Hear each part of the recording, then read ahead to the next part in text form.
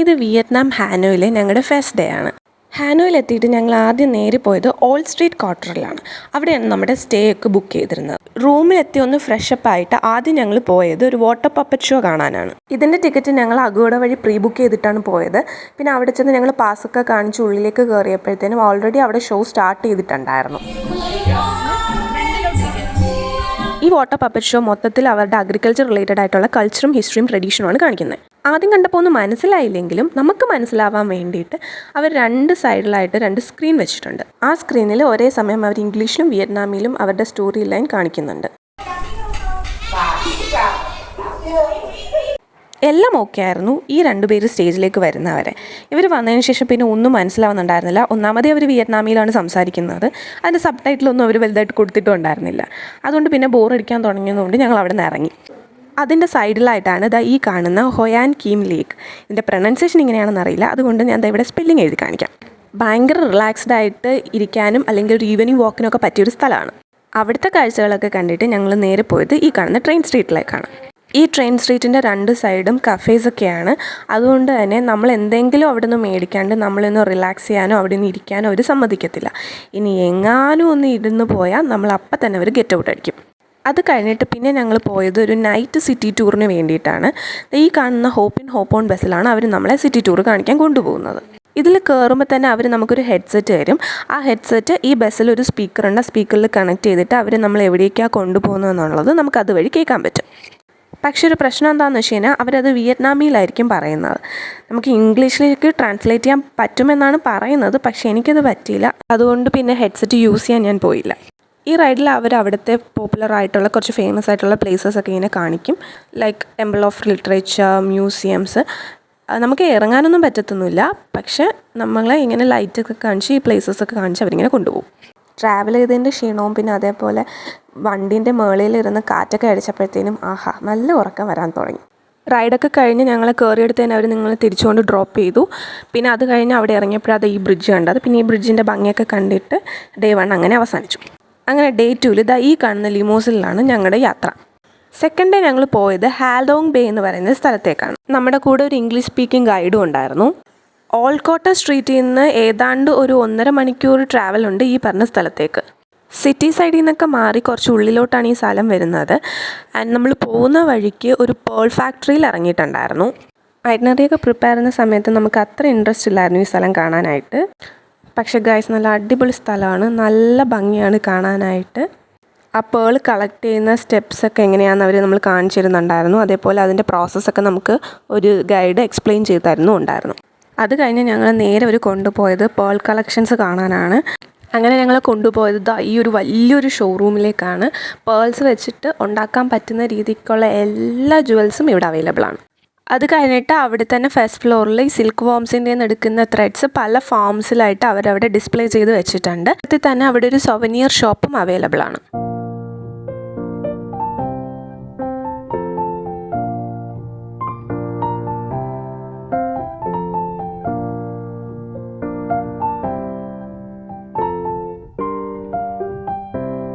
ഇത് കഴിഞ്ഞിട്ട് പിന്നെ ഞങ്ങൾ പോയത് നേരെ ഹാലോങ് ബേയിലേക്കാണ്. അത്യാവശ്യം നല്ല തിരക്കുണ്ടായിരുന്നു. അതുകൊണ്ട് തന്നെ നമ്മളെ ക്രൂസൊക്കെ എങ്ങനെ ആയിരിക്കുമെന്നൊരു ഡൗട്ട് ഉണ്ടായിരുന്നു. ഉള്ളിലോട്ട് കയറിയപ്പോഴാണ് ഒരുപാട് ക്രൂസസ് ഉണ്ട് എന്ന് മനസ്സിലായത്. ഇതാണ് ഞങ്ങളുടെ ഗൈഡ്. പുള്ളി വിയറ്റ്നാമിയാണ്, പക്ഷേ ഇംഗ്ലീഷിൽ തന്നെ നല്ല രീതിക്ക് കാര്യങ്ങളെല്ലാം എക്സ്പ്ലെയിൻ ചെയ്ത് തരുന്നുണ്ടായിരുന്നു.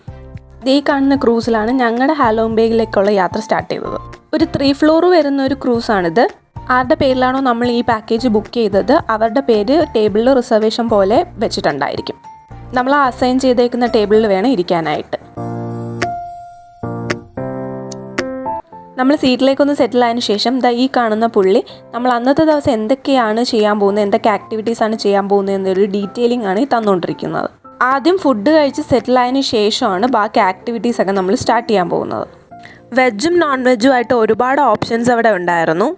ഫുഡ് മാത്രമേ ഫ്രീ ആയിട്ടുണ്ടായിരുന്നുള്ളൂ. കുടിക്കാനുള്ള വെള്ളമോ അല്ലെങ്കിൽ ഡ്രിങ്ക്സ് നമ്മൾ പൈസ കൊടുത്ത് തന്നെ മേടിക്കണം. വിയറ്റ്നാം ഫുൾ ഇങ്ങനെയാണ് ഗൈസ്. വെള്ളം നമുക്ക് ഫ്രീ ആയിട്ട് ഒരിടത്തും കിട്ടത്തില്ല. ഈവൻ റെസ്റ്റോറൻറ്റ്സിൽ പോലും നമ്മൾ പൈസ കൊടുത്ത് തന്നെ വെള്ളം മേടിക്കണം. അങ്ങനെ ഫുഡൊക്കെ കഴിച്ച് ഡെസേർട്ടൊക്കെ കഴിച്ചിട്ട് നമ്മൾ ആദ്യത്തെ ആക്ടിവിറ്റിയായ ഹൈക്കിങ്ങിന് വേണ്ടി വെയിറ്റ് ചെയ്തിരിക്കുകയാണ്.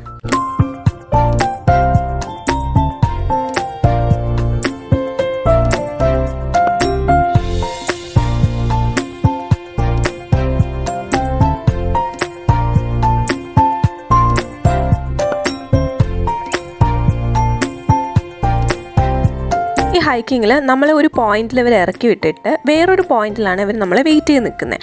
അപ്പോൾ അതുകൊണ്ട് തന്നെ നമ്മൾ ഈ ഹൈക്കിന് കയറി കഴിഞ്ഞാൽ ഒരു തിരിച്ചുപോക്ക് ഉണ്ടാവില്ല, നമ്മളിത് കംപ്ലീറ്റ് ചെയ്തേ പറ്റത്തുള്ളൂ.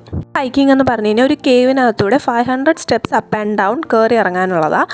നല്ല തിരക്കായിരുന്നു ഞങ്ങൾ അവിടെ ചെന്നപ്പോഴത്തേനും, അതുകൊണ്ട് തന്നെ എഴഞ്ഞെഴഞ്ഞ ക്യൂ പൊക്കോണ്ടിരുന്നത്.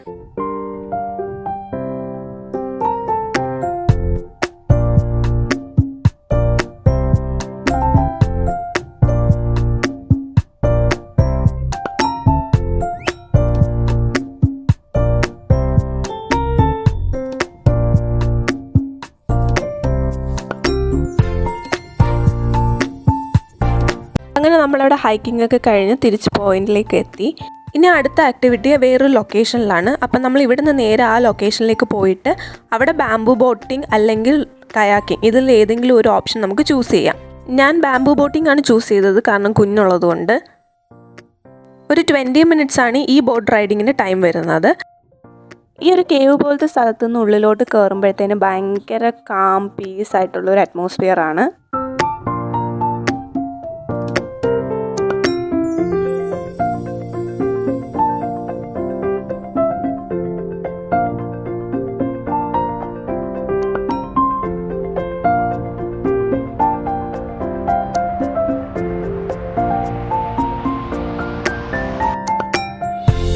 അങ്ങനെ ഈ ബാംബു ബോട്ടിംഗ് ഒക്കെ കഴിഞ്ഞ് നമ്മൾ നേരെ ക്രൂസിലേക്ക് അവർ കൊണ്ടുപോകും.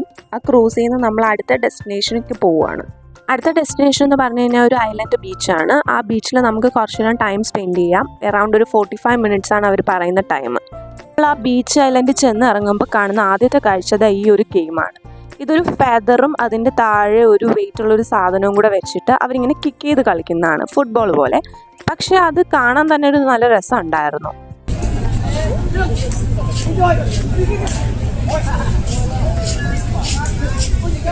അങ്ങനെ കുറച്ച് നേരം ആ ഗെയിമൊക്കെ കണ്ടു നിന്നു. പിന്നെ അത് കഴിഞ്ഞിട്ട് ഞങ്ങൾ ബീച്ചിൻ്റെ അവിടെ പോയിട്ട് ഫോട്ടോസൊക്കെ എടുത്തു. കുറച്ച് നേരം അവിടെ ബീച്ചിലൊക്കെ ഇറങ്ങി ടൈം സ്പെൻഡ് ചെയ്തിട്ട് നേരെ തിരിച്ച് ക്രൂസിലേക്ക് പോന്നു. നമ്മുടെ ഈ ഹാലോങ് ബേയിലെ എക്സ്പ്ലോറേഷൻ വൈൻഡപ്പ് ചെയ്യാനുള്ള ടൈമായി. അത് വൈൻഡപ്പ് ചെയ്യാനായിട്ട് അവരൊരു സൺസെറ്റ് പാർട്ടിയും കൂടെ അറേഞ്ച് ചെയ്തിട്ടുണ്ടായിരുന്നു. എല്ലാവർക്കും ഒരു ഗ്ലാസ് വൈനും പിന്നെ അതേപോലെ കുറച്ച് സ്നാക്സും അവർ പ്രൊവൈഡ് ചെയ്തിട്ടുണ്ടായിരുന്നു. അങ്ങനെ ഞങ്ങൾ ആ ഗോൾഡൻ അവറൊക്കെ കണ്ട് നല്ല എൻജോയ് ചെയ്ത് മനസ്സിന് നല്ല സന്തോഷം തോന്നി. അന്നത്തെ ദിവസം ഞങ്ങൾ വൈൻഡപ്പ് ചെയ്തു. ഇത് ഞങ്ങളുടെ day 3 and final date Hanoi ആണ്. ഉച്ചവരെ ഞങ്ങൾ ഹാനോയിലുള്ളൂ, അതുകൊണ്ട് തന്നെ ഒരു ഹാഫ് ഡേ വില്ലേജ് ടൂർ പാക്കേജാണ് നമ്മളന്ന് എടുത്തിട്ടുണ്ടായിരുന്നത്.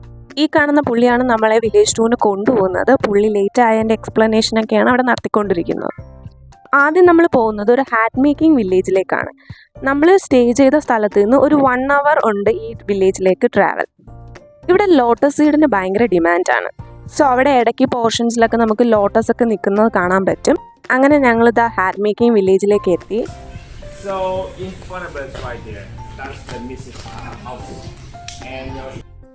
ഈ കാണുന്നതാണ് അവരുടെ ട്രഡീഷണൽ ഹാറ്റ്. ഈ ഹാറ്റ് എങ്ങനെയാണ് അവർ ഉണ്ടാക്കുന്നത് എന്നുള്ളതാണ് നമ്മളിവിടെ കാണാൻ പോകുന്നത്. ഈ ഒരു ഹാറ്റ് അവർ മെയിനായിട്ട് ഉപയോഗിക്കുന്നത് ഫാമിങ്ങിന് വേണ്ടി തന്നെയാണ്. ഫാമേഴ്സ് അഗ്രികൾച്ചർ റിലേറ്റഡ് ആയിട്ടുള്ള കാര്യങ്ങൾക്കൊക്കെ പുറത്തോട്ട് ഇറങ്ങുമ്പോഴത്തേനും അവരെ വെയിലിൽ നിന്ന് പ്രൊട്ടക്റ്റ് ചെയ്യാൻ വേണ്ടിയിട്ടാണ് ഈ ഹാറ്റ് അവർ യൂസ് ചെയ്യുന്നത്.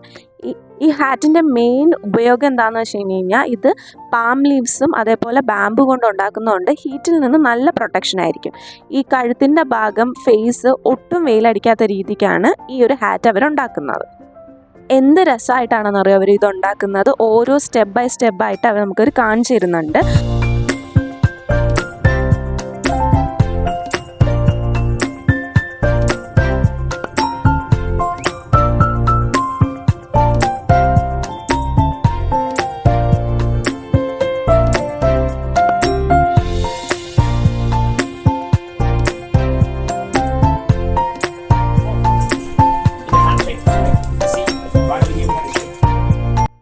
ഇതെല്ലാം കഴിഞ്ഞിട്ട് നമുക്ക് അവരൊരു സാമ്പിൾ ഹാറ്റ് തരും ഫ്രീ ആയിട്ട്. നമുക്കൊരു പ്ലെയിൻ ഹാറ്റാണ് തരുന്നത്. നമുക്കത് ഇഷ്ടമുള്ളതുപോലെ പെയിൻറ്റ് ചെയ്തെടുക്കാം. അവിടെ പെയിൻറ്റ്സ് ഒക്കെ വെച്ചിട്ടുണ്ട്. നമ്മുടെ ഇഷ്ടത്തിനനുസരിച്ച്, ക്രിയേറ്റിവിറ്റിക്ക് അനുസരിച്ച് നമുക്കത് പെയിൻറ്റ് ചെയ്ത് റെഡിയാക്കി എടുക്കാം.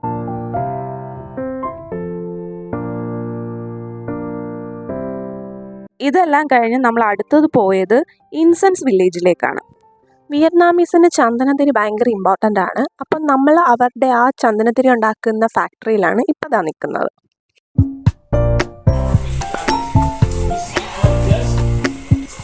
ഇവർ ചന്ദനത്തിരി ഉണ്ടാക്കാനുള്ള ബേസ് യൂസ് ചെയ്യുന്നത് ബാംബു തന്നെയാണ്. അപ്പോൾ ആദ്യം അവർ ഇതേപോലെ തിന്നാക്കി ബാംബു സ്റ്റിക്സ് ഉണ്ടാക്കിയെടുക്കും. അത് കഴിഞ്ഞിട്ട് പിന്നെ അവർ കൊണ്ടുപോകുന്നത് ഒരു കളറിൽ ഡിപ്പ് ചെയ്യാനാണ്. ഈ കളർ ഡിപ്പിംഗ് പ്രോസസ്സ് കഴിഞ്ഞാൽ പിന്നെ നേരെ അവർ കൊണ്ടുപോകുന്നത് ഇത് ഡ്രൈ ചെയ്യാനാണ്. അതിന് വേണ്ടിയിട്ട് തന്നെ അവിടെ ഒരു ഏരിയ പോലെയുണ്ട്. ആൻഡ് ആ ഏരിയയിൽ ഇത് ഡ്രൈ ചെയ്യാൻ വെച്ചേക്കുന്ന കാണാൻ തന്നെ ഭയങ്കര ബ്യൂട്ടിഫുള്ളാണ്. കണ്ടില്ലേ, ഇതാണ് ആ ഏരിയ.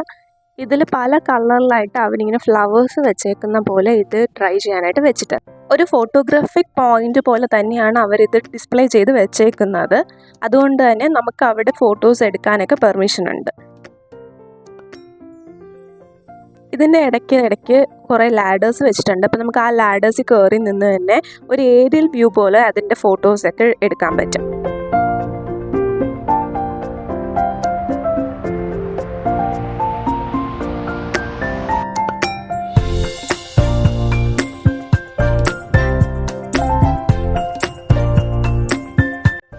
ഹാനോയിനോട് ബൈ ബൈ പറയാൻ ടൈമായി. അപ്പം നമ്മൾ നേരെ റൂമിലേക്ക് പോയി പാക്കൊക്കെ ചെയ്ത് വീണ്ടും നമ്മൾ അടുത്ത സ്ഥലത്തേക്ക് പോകാനുള്ള യാത്ര പുറപ്പെട്ടു കഴിഞ്ഞു. ഇനി അടുത്ത് ഞങ്ങൾ എങ്ങോട്ടാണ് പോകുന്നതെന്നുള്ളത് അടുത്ത വീഡിയോയിൽ പറയാം. Stay tune for next video. അപ്പോൾ അത്രയേ ഉള്ളൂ. Tata, bye bye.